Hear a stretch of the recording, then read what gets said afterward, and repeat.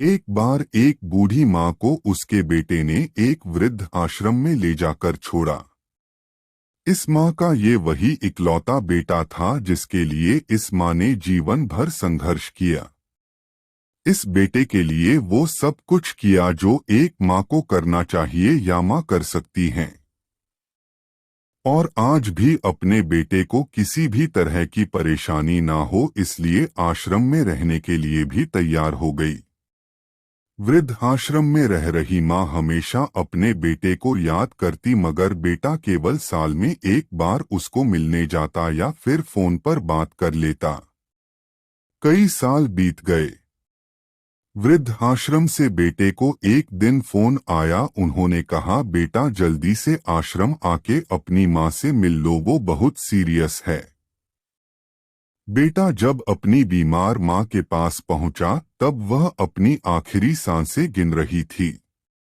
बेटे ने अपनी माँ से उसकी आखिरी इच्छा पूछते हुए कहा, माँ मैं तुम्हारे लिए क्या कर सकता हूँ बताओ।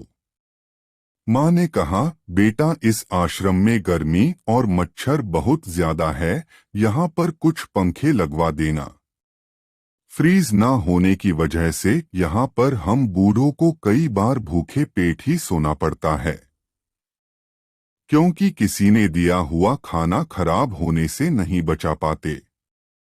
तो इस आश्रम के लिए एक दो फ्रिज भी खरीद कर दे देना।